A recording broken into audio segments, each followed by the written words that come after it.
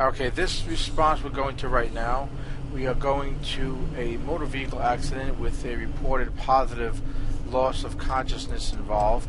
So we have a rescue truck in front of us here that we're following into the scene. You got to think about the type of trauma this person might have received that caused the loss of consciousness.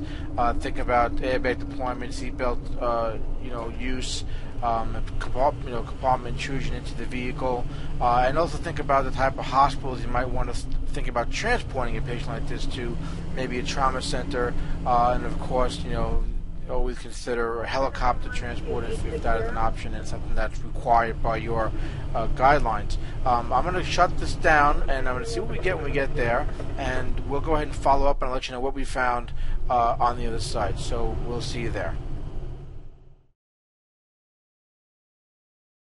Okay, so this call was kind of interesting because we wound up getting to the call and it turns out the patient did have a positive loss of consciousness, but it was prior to them losing control of the vehicle and crashing the vehicle into the pole. So, you have to think about on calls like this is, when did the person lose consciousness? So you do have a positive LOC, but when did it happen? Did it happen before the accident and that's why they had the accident? Was it because of the accident, because of some type of trauma, maybe hitting their head or something? Or maybe it happened after the accident and they were walking around scene and some type of, anxiety related or hyperventilation type, LOC because they hyperventilated and passed out. So, think about why they passed out. So you want to know, try to find out when and why. Think about, again, head injuries, things like diabetic issues, maybe even intoxication, all that type of stuff, tying into trying to figure out and playing detective a little bit and finding out why you had that positive LOC. Now, of course, don't get tunnel vision because a call comes in as an MVA, with positive LOC doesn't mean the LOC was from the MVA. So it's very important to think about that when you're going on calls like this, not kind of just zeroing in on what you're dispatched to, but thinking about the entire call as a whole. So treatment for this patient in particular, turns out that he was feeling lightheaded and dizzy and wound up passing out. The next thing he remembers is waking up in the vehicle facing the pole with fire personnel around him extricating him from the vehicle, and also complains some slight shortness of breath as well. So we get there, and we pretty much realize right away that this isn't necessarily a trauma-related LOC, but something medical going on for the patient. Now he says he had no medical history. So what do? Well, we put him on an EKG, started an intravenous on him.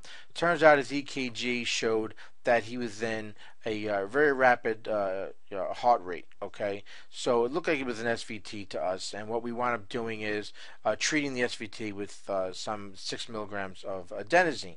Now, again, the patient complained of lightheadedness, dizziness, and some shortness of breath, so we put him on some oxygen while my partner was going ahead and getting IV access and getting ready to give the initial adenosine. I went ahead and did a 12-lead EKG on the patient. The 6 milligrams of adenosine actually slowed the rate down just enough that we can actually see that it wasn't indeed an SVT, but more of a very rapid AFib. So we wound up going ahead and getting orders to give the patient cardizem, and that wound up resolving the patient's lightheadedness, resolving the patient's shortness of breath, and the patient's heart rate came down significantly. Still irregular, but came down significantly. So now you start figuring out, okay, this is what was going on with the patient. It was actually the AFib that caused it, and that's what wound up happening. And the drugs we gave him and the treatment we gave him wound up resolving that issue, and we took him to the hospital for further evaluation. Now, what's the important thing on a call like this? Well, again, thinking about the tunnel vision, okay, it's thinking about the patient and not the call type. Don't get, and this goes for any type of call, don't get caught up in what you dispatch to. Think about the patient, doing your good assessment, asking the patient and finding out from the patient or bystander the history of what actually happened. Did they pass out or lose consciousness before the MVA or after the MVA? and that goes for any type of call as well. Think about the history of what's going on and the assessment for the patient. Because sometimes you might get a call type like this where you're getting positive LOC and you get to the scene and the person's on a board, they're on a collar, and everyone's running around and he passed out. But you, as the paramedic and as the EMS personnel on the scene, sometimes you have to take a step back and take a bigger picture of what's happening and do a proper assessment, a proper history taking of what's happening to kind of zero in on what's actually going on and not just get caught up into the call type. Think about the patient. Always treat the patient, not the call type, not the monitor, but treat the patient. So just keep that in mind. So that's pretty much it for this call. Pretty straightforward. It was interesting because I had a new paramedic with me it was good for him to go ahead and get a taste of this type of situation. And not get television himself, which he didn't. He really handled it very well.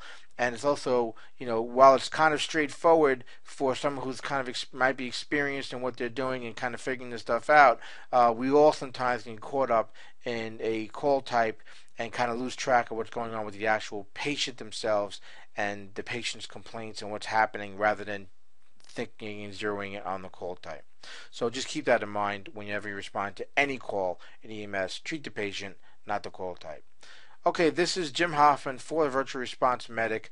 I hope you got a little something out of this and you can use this information in your day-to-day activities in EMS. If you have a call you'd like to see featured here on Virtual Response Medic, be sure to send me an email at jhoffman@ems-safety.com.